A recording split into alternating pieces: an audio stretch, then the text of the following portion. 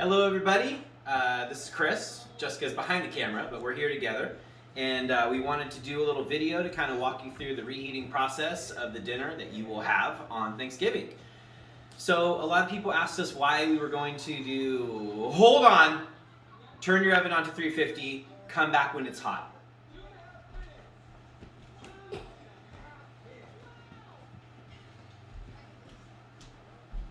How's the oven?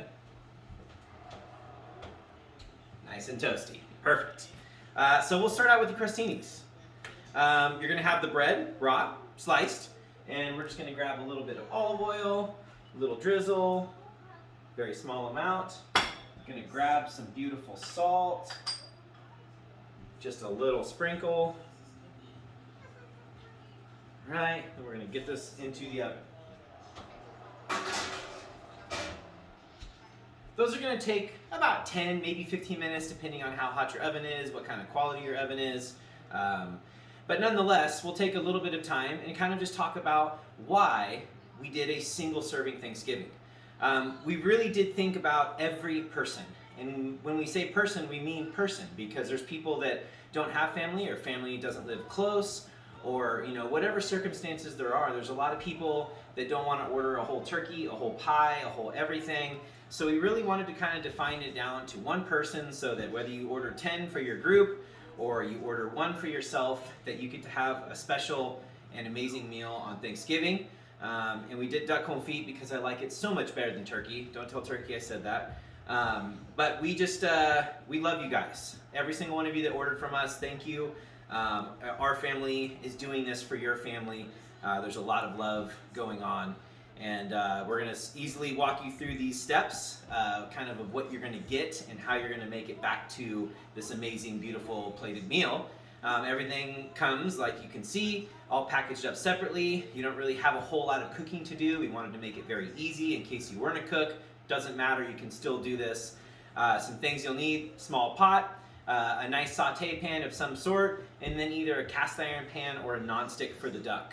I'm going to use a nonstick because a lot of people that live in smaller apartments or something might not have a cast iron, but if you do, same premise, just be careful with how hot it gets, because once a cast iron gets hot, it stays hot. So with that being said, our crostinis are in. Why don't you come on over with me, and we're going to get our duck started. So we'll do a little bit of oil in a pan and get it on to about medium heat, and depending on what your burners are, how hot they get, it might be a little bit different, but what we want is for it to be hot, but not searingly hot. So once again, nonstick pan.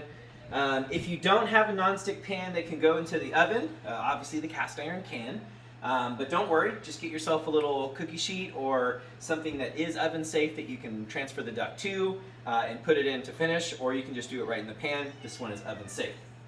So we're not looking for necessarily sear on this, but I'm using the duck confit to kind of push around the oil, and then I'm just going to lightly press it down to make sure I have good contact, and slowly but surely you'll start hearing a little bit of sizzle. And like I said, this duck confit is completely cooked through. It's delicious and ready. We just have to reheat it and get a little crispness on that skin. I'm going to do a little take on her. Not quite yet. Oven is nice and hot, so it shouldn't be too long. If you want to zoom in real quick here, Jessica's the ultimate camera person. You can see we're starting to get some bubbles. You get to hear a little hissing, a little bit of searing going on, so that's really nice. There you go. You can kind of hear that. And like I said, we're going to finish it in the oven, but we do want to get some color on our skin. That's kind of funny because I think we just all got through with summer, and this summer we didn't get too much tanning going on. So anyways, get some color on this duck confit skin. Watch for the pops. It's going to happen. I'll turn down my heat just a little bit. So like I said, I don't want to burn anything or sear it over. I'm kind of using my fingers. That's how I cook, at least at home. But just looking for a little bit of color, not having too much yet. We'll check our crostinis again. Starting to get a little crispy and hot, so short amount of time.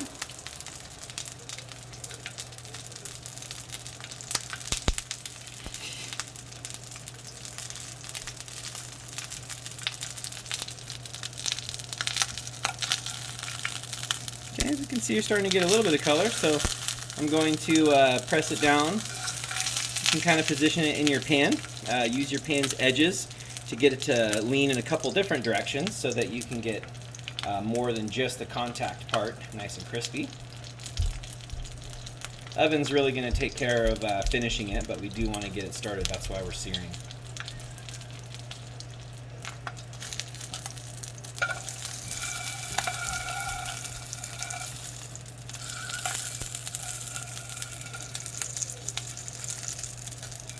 We use a very little amount of oil because as this duck confit renders back down, that fat that it's been cooked and sitting in is going to start running off a little bit. As you can see, starting to get a nice little color there. So that's what we're looking for.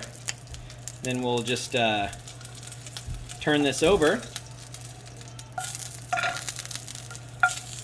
and get it into the oven.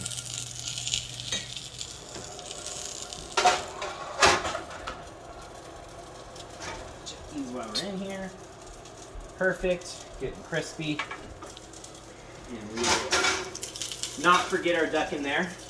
We don't want one of those movie scenes where the whole house is burning down and the turkey is totally done. So now we have these three little beautiful crostinis here. The tops are getting nice and crispy. It's been a little bit salted.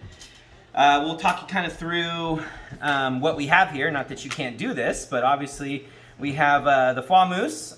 So I'm a fan of foie gras flavor, but sometimes I'm not a huge fan of foie gras texture. So we get to make this really beautiful, light, airy mousse out of it. This jam, there's all different jams going out in these packages. Your one package of 3 or 4 or however many could actually have a couple different kinds of jams in it.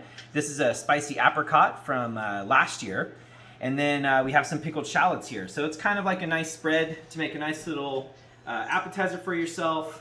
I prefer to put the foie on first. I'm going to make one for Jessica here. Otherwise I'll get in trouble. I think you all know that, right? Then we got a nice little jam.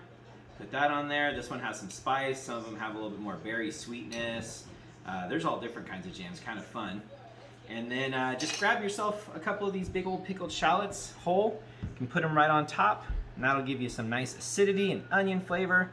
And cheers. Really good. Really, really good. Wouldn't that be weird if it was not good? I always wonder that about cooking shows when they're like, oh, so good. You're like, is it really good or are you just saying that it's good? So anyways, enjoy your little first course as your duck is in there. Or if you want to, you can do your duck ahead of time and then make this for anyone that is there. You guys can kind of snack and you can come back to the duck. Just get that sear on it. And then before you put it back in the oven, get the pan hot again. You don't want to lose that temperature. But nonetheless, fun little bite. And our duck's been in there for just a couple of minutes max. And I know we're not quite ready yet, so we're going to get our sides going. So come back over. I'm going to eat the rest of this.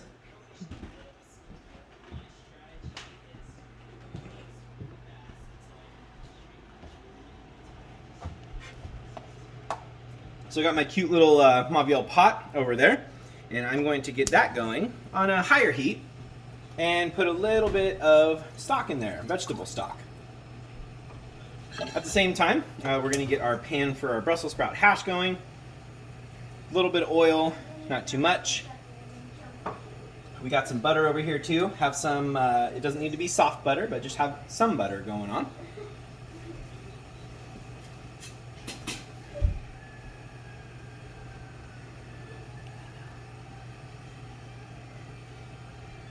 Now we got our rice pilaf cooked, ready to go. We're just going to heat it up in the stock. This is basmati rice that we get from our buddy out at Reinforcement. I'm making a mess in this kitchen, so I'm sure you'll be making a mess in your kitchen. Big surprise, right? And we'll just kind of get that moving around just a little bit. That barrier of liquid on the bottom is good to go. I spilled a little bit of rice in my pan, so I'm going to go ahead and get that out. And once you can see that it's warm, we're going to take our Brussels sprout hash, throw it in the pan. This is one of Jessica's favorite things in the world.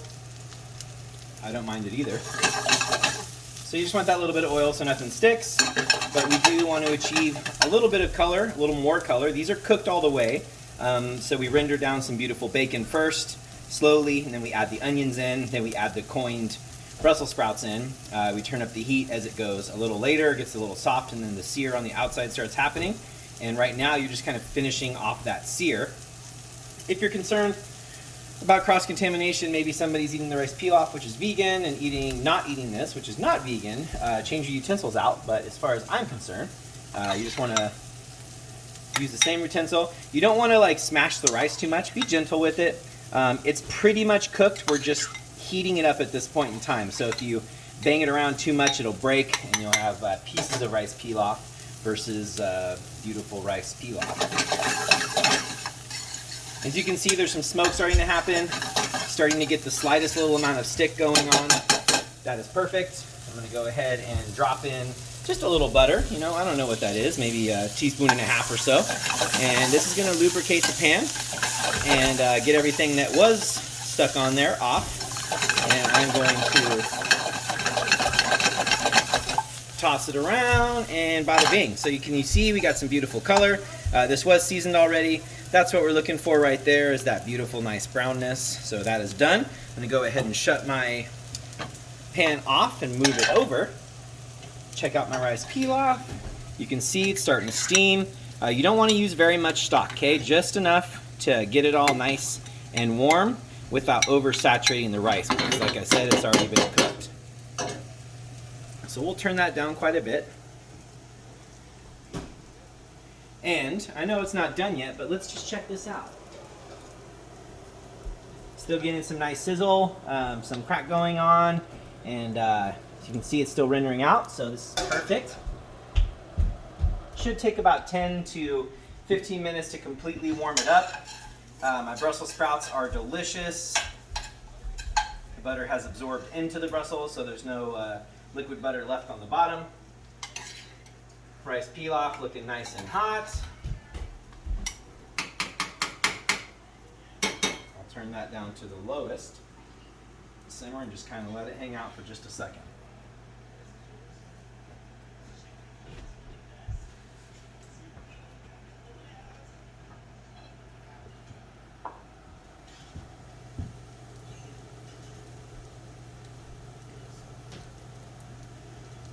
Without incredible editing capabilities, we just have to let it roll, you know? So you're just gonna have to smell these Brussels sprouts, or look at these Brussels sprouts. We'll smell them for you.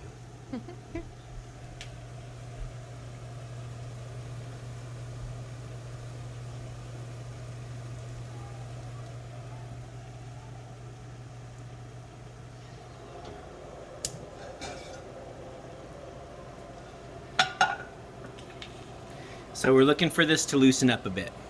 It's still a little bit tight, but it'll start feeling kind of soft. If you want to check it temperature-wise, just put your probe into the meat, pull it out, and then touch it lightly to your top lip to see if it's warm. As long as it's warm through, we're good to go. But we're going to go ahead and plate right now. So let's go back over.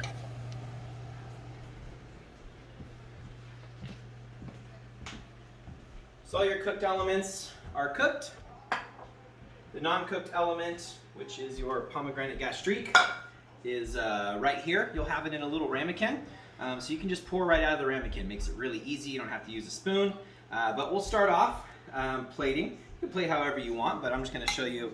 I usually keep it pretty tight. Get a nice scoop of your rice.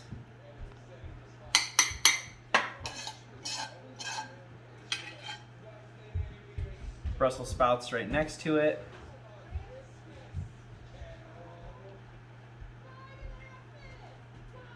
Grab your duck confit.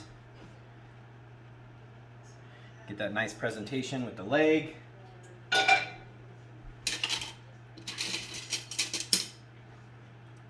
Then we'll get our pomegranate gastrique here and just kind of lightly go around our plate. You'll have a beautiful little pretzel roll and some citrus butter go along with it. If you want to heat up your pretzel roll, they're baked fresh day of. But if you do want to heat it up, throw it in your already heated oven for a very short amount of time, maybe 3 or 4 minutes, and then it'll be nice and warm. And now you have a delicious meal. We've taken care of the dessert for you. It'll be nice and plated on our to-go plates that we use for our regular service. So that's just open and eat. So we really, really thank you so much for supporting us during this incredibly hard time. I know it's hard for you, it's hard for us, it's hard for everyone. But let's take this opportunity to eat a delicious meal, whether it's with yourself and enjoying it and watching this video. Know that we're there with you and we love you lots. Have a great night.